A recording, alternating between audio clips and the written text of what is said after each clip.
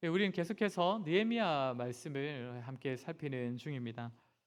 느헤미야서의 앞부분은 우리가 잘 아는 것처럼 성벽을 재건하는 그런 내용이 담겨 있습니다. 그렇게 외적인 건물인 성벽을 다시 세우는 내용이 느헤미야 전반부의 내용이고, 이제 8장부터는 이스라엘이 이제 성벽을 다시 세우는 그 일을 마친 이스라엘이 영적으로 새로워지는 일에 힘쓰는 내용이 기록되어 있다라고 말씀을 드렸습니다. 먼저 8장에서 확인한 것은 이스라엘이 말씀으로 세워지기를 힘썼다는 것입니다. 리더 한 사람이 아니라 모든 백성들이 다 함께 모여와서 말씀을 듣기를 청하였고, 또 선포되는 말씀을 그냥 다른 책이 아니라, 다른 도덕책이 아니라 하나님께서 오늘 나에게 주시는 명령으로 들었기 때문에 그들은 간절함과 사모함으로 말씀을 들었다라고 했습니다. 그리고 또 지난주에는 백성들이 말씀을 통해 살아계신 하나님과의 인격적인 교제를 누렸다는 점을 살폈고, 또 말씀을 읽고 듣기만 하는 것이 아니라 깨닫기 위한 열심도 보였다는 점도 우리가 확인했습니다.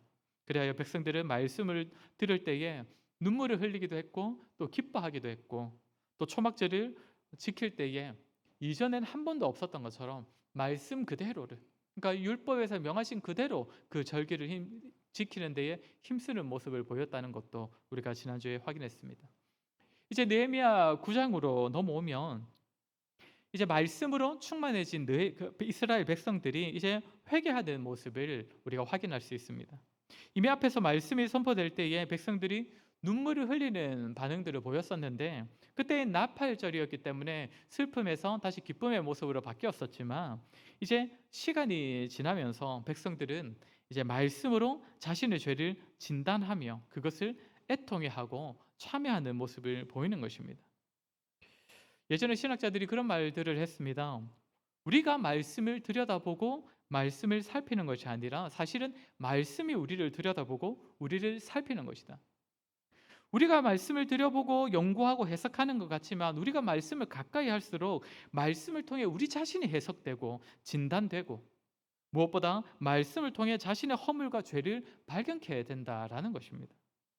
오늘 이스라엘 백성들이 보이는 반응이 바로 그것입니다. 말씀을 받은 백성들의 회개.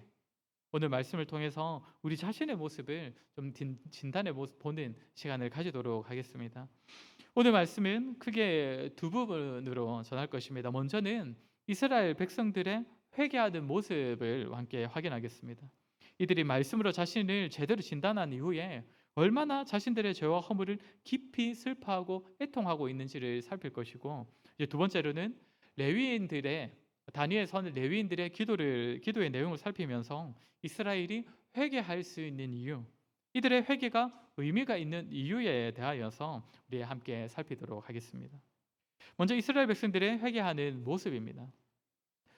저와 여러분도 회개를 자주 하곤 합니다. 뭐 개인 기도든 또 대표 기도든 그 기도의 요소에는 반드시 회개가 들어갑니다. 그런데 이렇게 기도할 때마다 회개의 요소가 들어가 있다는 것 때문에 오히려 회개가 조금은 형식적인 것에 그칠 때가 많이 있는 것 같습니다. 그러면 이스라엘이 이 백성들이 죄를 회개할 때 보인 모습은 어떠했는가?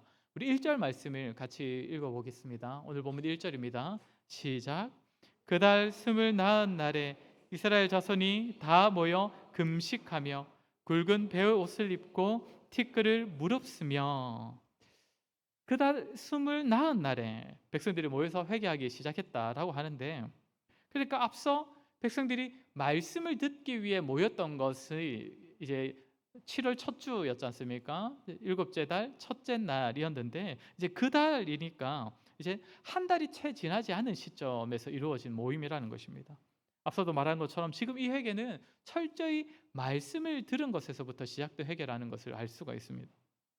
이때의 모습이 어떠했다라고 합니까? 금식하고 굵은 베옷을 입고 티끌을 무릅썼다라고 말하고 있습니다. 이런 모습들은 다 죄를 대하는 태도를 보여주는 모습이죠. 회개할 때에 사람이 왜 금식을 합니까? 불쌍한 척 하려고 하는 거겠습니까? 당연히 그런 이유가 아닙니다.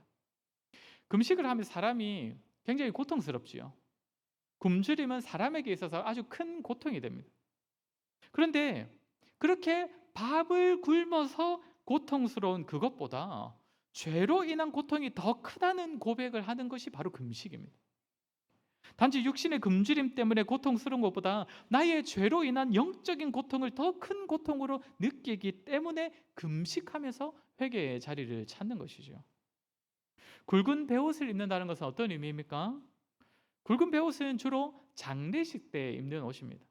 그러니까 회개할 때에 마치 장례를 치르는 듯한 그런 자세로, 그런 마음으로 임하는 것입니다. 자기 자신이 죄로 인하여 죽어야 마땅한 존재임을 다시금 깨닫고 다시금 발견하면서 회개의 자리를 찾고 있는 것입니다.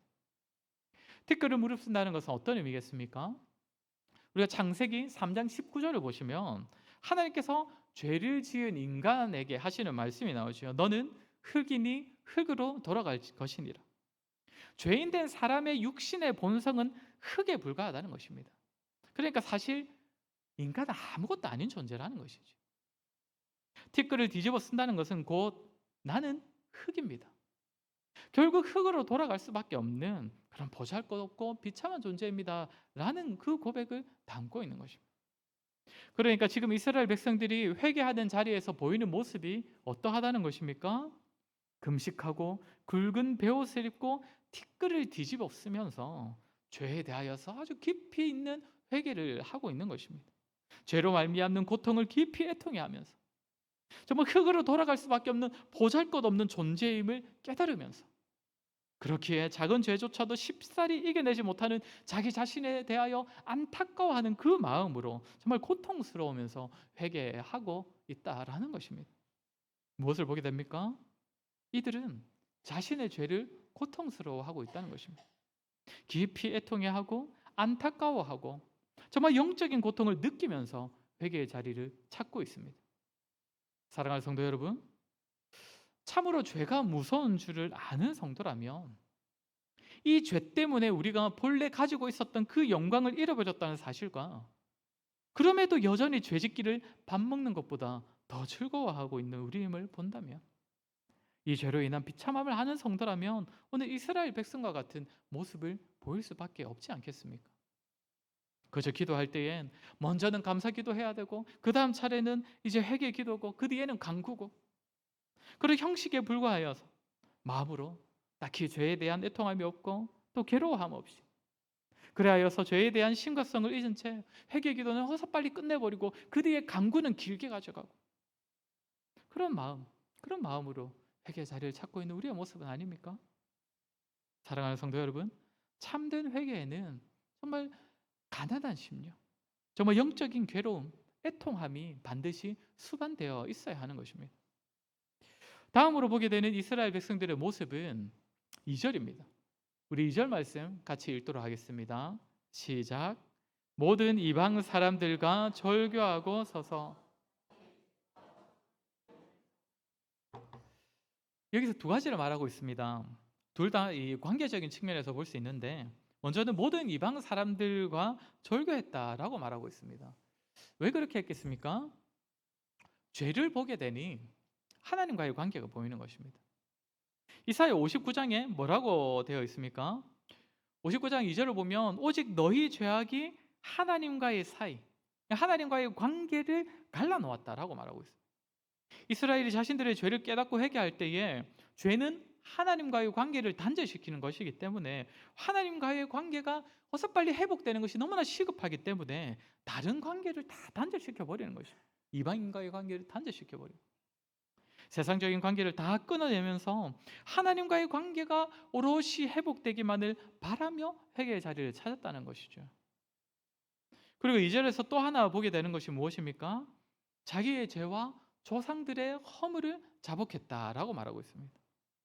이방인들과의 관계는 다 끊어내었고 조상들의 죄, 조금 더 넓게 보자면 이스라엘 공동체의 죄에 대하여서는 자신의 죄와 다르지 않은 죄로 여기면서 회개함을 통하여서 공동체의 관계를 더욱 돈독히 하고 있다는 것입니다.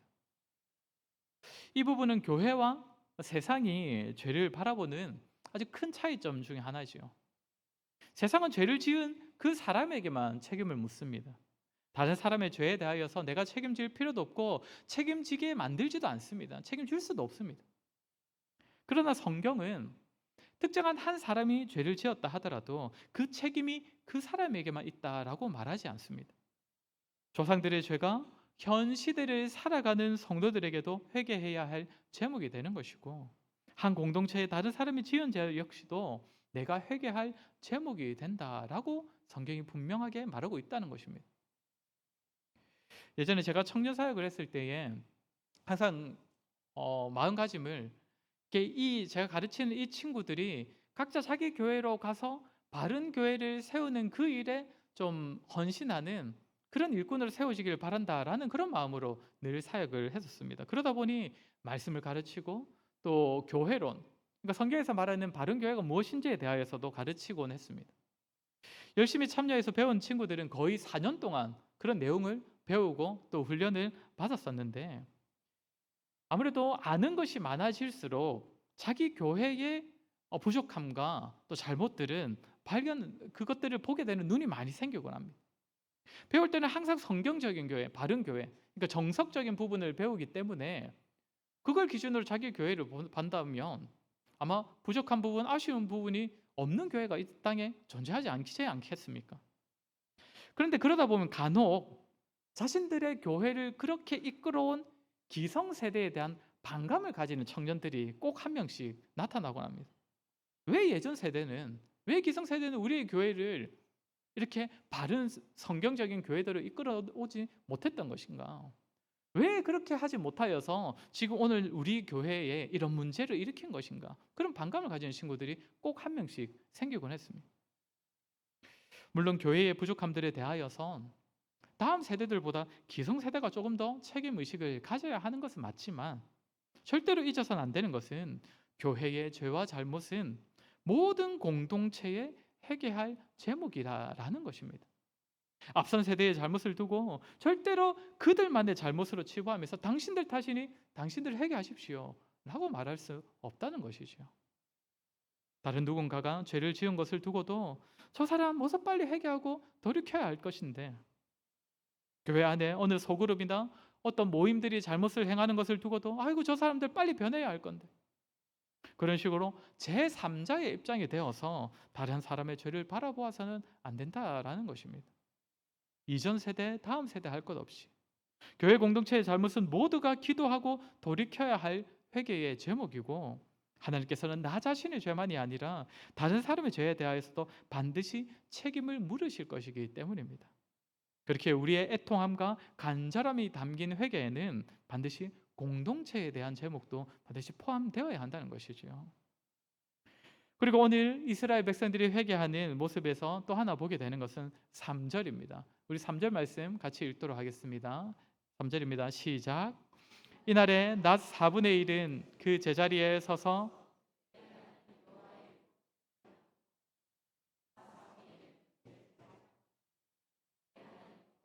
경배하는데, 또 엄청난 게 하나 나왔습니다. 그죠? 낮 4분의 1은 율법책을 낭독하고 또 4분의 1은 죄를 자복하는 시간을 가졌다고 합니다. 여기서 낮을 8시간으로 본다면 2시간씩 했다는 것이고, 낮을 하루의 절반이 12시간으로 본다면 3시간씩 이런 시간을 가졌다라는 것입니다. 근데 여기서 주목할 것은 시간의 많음도 중요하지만 율법책을 낭독하는 것과 죄를 자복하는 것이 병행되었다는 점입니다. 함께 갔다는 것이죠. 그러니까 지금 이 백성들이 회개하는 죄들은 다 어디서 발견된 것입니까? 하나님의 말씀에서 발견되었다는 것입니다. 자신들이 회개하는 죄의 기준이 하나님의 말씀이라는 것입니다. 성도가 회개할 제목은 말씀 앞에서 발견한 죄들이어야 합니다. 단지 도덕적인 결함이 있고 양심적으로 뭔가 찔리는 것이 있어서 그걸 죄로 여기고 회개하는 것, 물론 그럴 수도 있지요. 그런 죄들도 다 성경이 말하는 죄에 포함되기도 합니다. 그러나 우리가 더욱 분명히 회개할 제목은 말씀 앞에서 발견되어야 한다는 것이지요. 말씀은 말씀대로 은혜에 받는 수단이고 회개는 회개대로 기도해야 되는 제목이고, 그것이 아니라 정말 말씀을 통해 자신의 죄를 돌아보는 가운데 하나님의 뜻과 명령을 더욱 분명하게 확인하고 그 앞에 자신을 세워둘 때에 발견되는 그 죄와 잘못들, 그 부족함들을 회개하는 것이 참으로 성경에서 말하는 회개다라는 것이지요. 이처럼 우리가 먼저 보게 되는 것은 이스라엘 백성들이 회개하는 모습입니다.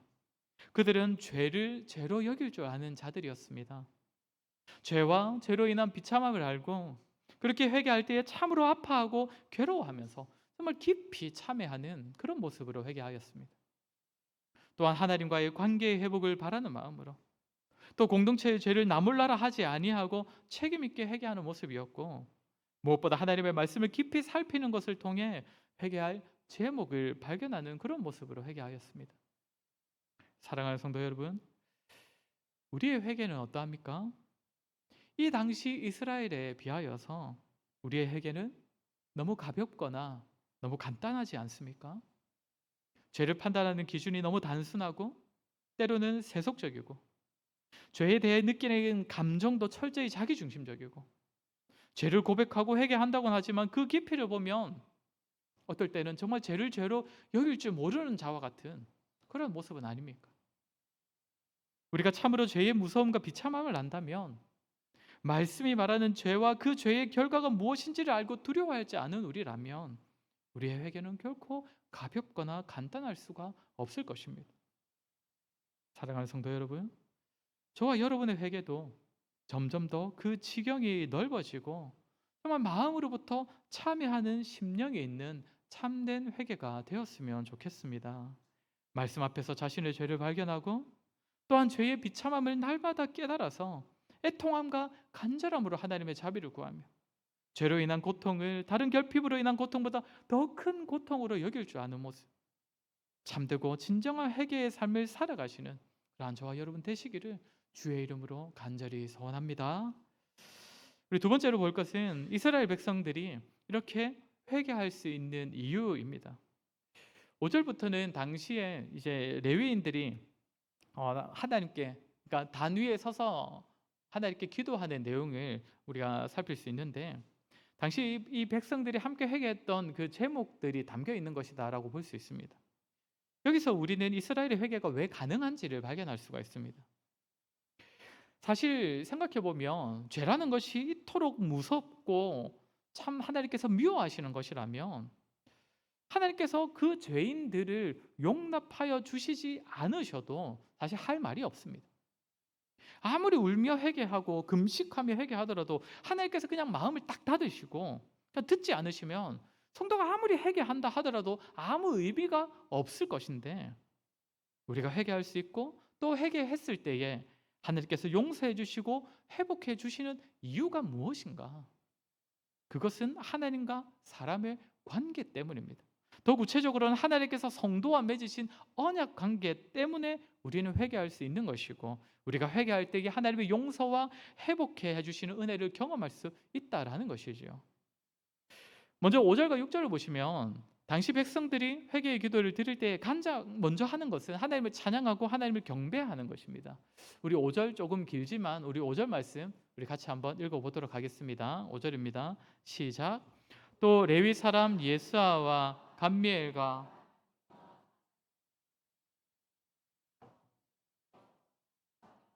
브다히아는 이르기를 너희 무리는 마땅히 일어나 영원부터 영원까지 계신 너희 하나님 여호와를 송축할지어다. 주여 주의 영화로운 이름을 송축할 것은 주의 이름이 존귀하여 모든 송축이나 찬양에서 뛰어남이니이다. 아멘. 레위인들이 하나님을 송축하라라고 말하고 있습니다. 어떠한 하나님을 송축하라고 외치고 있습니까? 영원부터 영원까지 계신 하나님을 송축하라라고 말하고 있습니다. 영원 전부터 계셔서 지금도 계시고 앞으로도 영원히 계신 하나님을 송축하라. 제가 최근에 같이 공부하는 목사님들과 읽는 책이 종교 사상에 관한 책인데, 믿지 않는 자들 중에서 많은 학자들이 종교의 기원, 그러니까 종교의 시작이 그러니까 사람의 필요 때문이었다라고 말하고 주장을 합니다. 그러니까 사람들에게 뭔가 도덕적인 기준과 가치를 제시해 주는 존재, 또 사람의 그 감정을 위로해주고 평안케 해주는 어떤 무엇인가가 필요했기 때문에 그것이 종교의 형태로 만들어졌다라는 것이죠. 기독교 역시 마찬가지다라고 말합니다. 신이 시작이 아니라, 그러니까 하나님이 시작이 아니라 사람의 필요가 종교의 시작이었다라는 것입니다. 그러나 성경은 분명하게 계시하고 있습니다.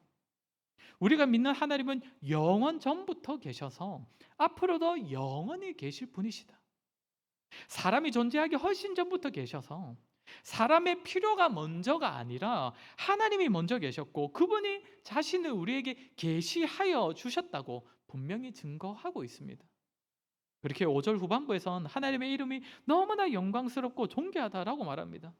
하나님께서 영원전부터 계신 유일하신 하나님이시고 그렇게 홀로 찬양받으시기에 합당하신 분이시다라는 것이죠. 그리고 6절에서는 또 무엇을 고백합니까? 우리 6절도 같이 읽어보겠습니다. 시작. 오직 주는 여호와시라.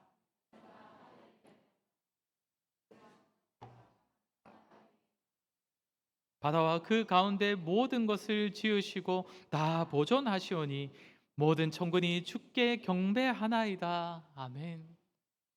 또한 그분은 모든 것을 지으시고 또한 보존하는 분이시다라고 말합니다. 그러니까 창조하시고 섭리하시는 하나님이시다라는 것이죠. 우리 기독교는 과학으로 증명될 수 있는 것은 아니지만 우리 믿는 자들은 과학이 발달할수록 우리 하나님의 위대하심을 더욱 분명하게 보게 됩니다. 우주의 넓이와 광대함을 발견할수록 그것을 지으신 하나님이 얼마나 위대하신지, 정말 작은 생물조차도 정말 놀라운 물리, 화학적인 법칙에 따라 생명력을 가지고 있음을 보게 될 때 하나님의 창조의 능력이 얼마나 놀라운지를 발견케 되는 것이죠. 게다가 하나님께서는 그 크고 작은 것들을 지금도 보존하고 계십니다. 지으신 것을 운영하고 계시다는 것입니다. 그 넓은 우주도 들에 핀 꽃 하나도 하나님께서 직접 기르고 계십니다. 자, 이렇게 위대하고 존귀하신 하나님이신데 이 하나님을 송축하라고 한 뒤에 그 뒤에 어떤 말을 합니까? 이 하나님께서 사람에게 어떤 일을 행하셨는가를 말하고 있습니다. 우리 7절 같이 읽겠습니다. 시작. 주는 하나님 여호와시라. 옛적에 아브라함을 택하시고 갈대아 우르에서 인도하여 내시고 아브라함이라는 이름을 주시고, 하나님께서 아브라함을 택하셨다고 합니다. 모든 인간은 죄로 죽어야 마땅한 자들인데 하나님께서 한 사람을 직접 찾아오셨다는 것이죠. 그러니까 앞서 본 대로 영원 전부터 계시고 그래서 지극히 존귀하시고 모든 만물을 지으시고 보존하시는 그 위대하시고 전능하신 하나님께서 보잘것없는 죄인을 먼저 찾아오셨다라는 것입니다. 그리고는 아브라함에게 아브라함이라는 이름을 주셨습니다. 아브라함이라는 이름의 의미는 존귀한 아버지, 높임받는 아버지라는 의미입니다. 그리고 잘 아시다시피 아브라함이라는 이름의 의미는 많은 민족의 아버지입니다. 그러니까 사회에서 인정받고 한 가정에서 높임받는 아버지 정도였을 아브라함을 하나님께서는 많은 민족의 아버지, 하나님 나라를 이 땅에 드러내는 그 영광스러운 공동체의 복의 시작이 되게 하신 것입니다. 완전히 새로운 지위와 신분과 자격을 허락해 주셨다는 것이죠. 뿐만 아니라 8절을 보면 하나님께서 그와 언약을 맺으셨습니다. 그 당시 언약이라는 것은 쌍방이 동등한 위치나 자격이 되어야, 그 동등한 권한이 있어야 맺을 수 있는 게 언약인데 하나님께서 자신을 낮추셔서 죄인인 사람과 언약을 맺으셨다라는 것입니다. 그리고는 그 언약을 이루셨다라고 말하고 있습니다. 하나님께서 아브라함에게 주신 구체적인 언약, 뭐 많은 것이 있지만 구체적인 언약 중 하나가 8절 중간에 나오는 대로 가나안 족속들이 살고 있던 땅을 주시는 것이었습니다. 그런데 그 언약이 언제 이루어졌습니까? 아브라함에게 언약을 맺으신 뒤 430년 이후에 주어졌습니다. 완전히 정복한 시기로 따져보자면 훨씬 더 그 뒤에 이루어진 그런 언약입니다. 무슨 말입니까? 전능하신 하나님께서 정말 보잘것없는 사람과 맺으신 그 언약을 가볍게 여기지 않으시고 그 언약을 몇백 년이 지난 뒤에도 잊지 않으시고 치솟지 않으시고 끝내 성취해 주셨다는 것입니다. 5절부터 시작된 이 레위인의 기도에서 우리가 먼저 보게 되는 것은 무엇입니까? 하나님의 위대하심과 존귀하심, 전능하심. 그러나 그분께서는 높은 곳에만 계시지 않으시고 자신을 낮추셔서 사람을 찾아오셔서 만나신 그 사람의 신분을 바꾸어 주셨고 그와 언약을 맺어 주셨다는 것입니다. 그리하여 아브라함의 후손 모두를 하나님의 언약 백성으로 삼아 주셨습니다. 그렇게 이러한 언약 관계 안에서 이스라엘 백성들은 회개를 할 수 있는 것입니다. 언약에 신실하신 하나님께서 자신의 죄를 애통함으로 그 하나님께 백성들이 고백할 때에 하나님께서 들으시고 용서하시고 다시금 자비를 베풀어 주시기 때문입니다. 사랑하는 성도 여러분, 이스라엘의 하나님이 저와 여러분의 하나님이심을 믿으시기 바랍니다. 아브라함을 찾아오신 하나님께서 저와 여러분도 찾아오셨고, 아브라함을 아브라함으로 불러주신 하나님께서 저와 여러분에게도 새로운 신분과 자격과 새로운 신분, 새로운 삶의 모습들을 허락하셔서 이제부터 새로운 삶을 살아갈 수 있도록 은혜를 베풀어 주셨습니다. 우리 역시 본래 아브라함과 같은 자들 아닙니까? 이 땅에서 존귀하게 여김받는 그런 자가 되기 위하여서 성공과 부여와 사람들의 인정을 좇아서 한평생 거기에만 목을 매며 살아갈 수 우리였는데, 우리를 찾아오신 하나님께서 우리에게 그보다 훨씬 더 영광스럽고 존귀한 신분을 허락해 주셨습니다. 한 가정이나 주변 사람들에게 높임받는 정도가 아니라 위대하신 하나님의 복의 통로가 되어서 하나님의 사랑과 자비와 은혜를 흘려보내는 그 영광스러운 일에 저와 여러분을 불러주셨다는 것입니다. 여러분 믿으십니까? 믿으시기 바랍니다. 나아가 우리와도 언약을 맺어주셨습니다. 그리스도 안에서 우리와 결코 깨트릴 수 없는 언약을 맺으셨고, 뿐만 아니라 그분은 맺으신 언약에 신실하시기에 반드시 우리에게 약속하신 하나님의 나라와 그 영생을 반드시 허락해 주실 것입니다. 이 소망을 우리에게 주셨습니다. 그렇게 이러한 하나님과의 관계, 하나님과 맺은 그 언약이 있기에 우리도 회개할 수 있는 것입니다. 우리의 회개가 헛되지 않을 수가 있는 것이지요. 회개하는 것이 그저 싹싹 빌어서 하나님의 선처를 구하는 것이 아니라 회개를 통해 우리를 먼저 찾아오신 하나님, 우리와 언약을 맺으신 하나님을 대면하는 가운데 그 관계에서 멀어지게 했던 죄를 회개를 통해 이제 벗어버림으로써 다시금 하나님의 위대하심과 존귀하심을 바라보고 그분이 미천한 나를 찾아오신 그 사랑과 은혜를 다시금 마음에 새기고 그 안에서 참된 회복을 누리게 되는 것입니다. 그것이 회개라는 것이지요. 이렇게 볼 때 회개는 굉장한 은혜의 수단입니다.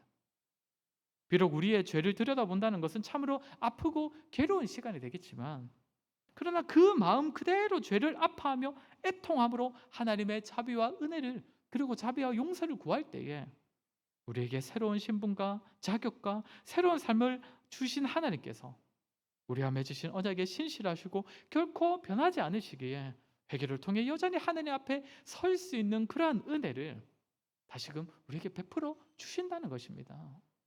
그렇게 저와 여러분 살면서 우리는 결코 죄로부터 자유할 수 없기 때문에 늘 죄를 짓고 살아가는 저와 여러분이기 때문에 늘 회개하는 삶을 살아갈 수밖에 없을 것인데, 그때에 참으로 죄를 미워하는 마음, 또한 죄인된 자신을 애통해하는 마음으로 깊이 있는 회개의 기도를 드리시길 바라고, 그 시간을 통하여 하나님의 사랑과 자비와 회복해 하시는 은혜를 풍성히 누리는 저와 여러분 되시기를 주의 이름으로 간절히 소원합니다. 우리 시간 들은 말씀을 기억하며 우리 같이 한번 기도하도록 하겠습니다. 말씀을 듣고 기도합시다. 우리가 정말 자신의 죄에 대하여 무감각해지지 않도록 해달라고, 정말 성령께서 우리의 마음을 늘 죄 앞에 민감하게 해달라고 기도합시다. 자신의 죄를 살필 때에 그 죄를 아파하고 애통해하는 마음을 주셔서 전심으로 회개케 하시고, 또 회개할 때에 단지 벌을 무서워하며 용서를 구하는 것이 아니라 우리로 하여금 회개할 수 있도록 베풀어 주신 사랑과 은혜와 우리와 맺어주신 언약을 다시금 확인하는 가운데 회개의 시간이 단지 괴로움이 아니라 회개를 통해 하나님과의 관계가 더욱 친밀해지는 은혜를 누리게 해달라고 기도합시다. 우리 자신의 죄만이 아니라 다른 사람과의 다른 사람, 그리고 우리 공동체를 들고도 그 책임 있는 회개의 삶을 살아갈 수 있게 해달라고, 우리 시간에 들은 말씀을 기억하며 우리 같이 한번 기도하도록 하겠습니다. 기도하겠습니다.